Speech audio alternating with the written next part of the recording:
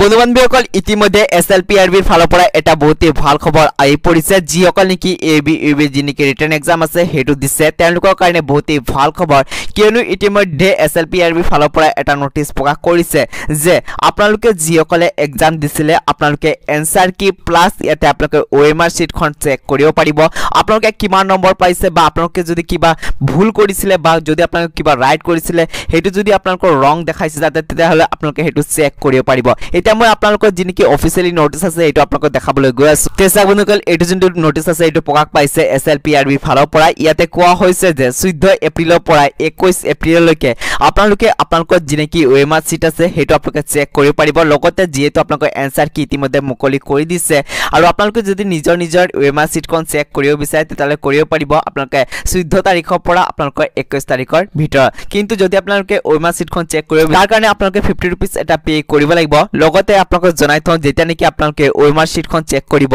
তাতে যদি আপোনালোকে কিবা এটা কোৱেশ্চন যদি ৰাইট কৰিছিলে আৰু তাতে যদি ৰং দেখাইছে তেতিয়াহলে আপোনালোকে তাৰ কাৰণে অভিযোগ দিব পাৰিব আৰু বন্ধুসকল আপোনালোকে যিনকি অভিযোগ দিব অভিযোগ দিয়াৰ কাৰণে ইয়াতে 500 रुपीस এটা পে কৰিব লাগিব যদি আপোনালোকে ওএমআৰ শীটখন চাই আৰু ওএমআৰ শীটত যদি কিবা আপোনালোকে গণ্ডগোল লাগে বা বন্ধু-বান্ধৱীসকল যদি আপোনালোকে কোনো এটা কোৱেশ্চনৰ এনসাৰ ৰাইট কৰিছিলে আৰু তাতে যদি আপোনালোকৰ ৰং দেখাইছে তেতিয়াহলে তাৰ কাৰণে আপোনালোকে আবেদন কৰিব পাৰিব আপোনালোকে এছএলপিআৰবি যেনেকি অফিচিয়েল ওয়েবসাইট আছে ইয়াৰ যোগতে কিন্তু আপোনালোকে আবেদনটো কৰিব পাৰিব কিন্তু তাৰ বাবদ আপোনালোকে 500 रुपीस এটা পে কৰিব লাগিব আৰু এটা কথা জনাই থওঁ যদি আপোনালোকে ওএমআৰ শীটখন চেক কৰিব বিচাৰে তাৰ কাৰণে আপোনালোকে 50 रुपीस এটা পে কৰিব লাগিব হে বন্ধু-বান্ধৱীসকল আপোনালোকে যিসকলে ওএমআৰ শীটখন চেক কৰিম বুলি ভাবিছিলে আপোনালোকে ইয়াতে কৰিব পাৰিব 14 তাৰিখৰ পৰা আপোনালোকে 21 তাৰিখৰ ভিতৰত আপোনালোকৰ ওএমআৰ শীটখন চেক কৰিব পাৰিব যদি এতিয়ালৈকে আপোনালোকে কৰা নাই যাইকিনি কৰি লব যদি আপোনালোকে বিচাৰে চেক কৰিবলৈ তে বন্ধুসকল যদি আপোনালোকে আগতে এই ধৰণৰ লেটেষ্ট আপডেট কেইটা আমাৰ এই চেনেলৰ যোগেদি পাই থাকিব বিচাৰে তেতিয়াহলে চেনেলটো সাবস্ক্ৰাইব কৰি লব আৰু কাষত দিয়া বেল আইকনটো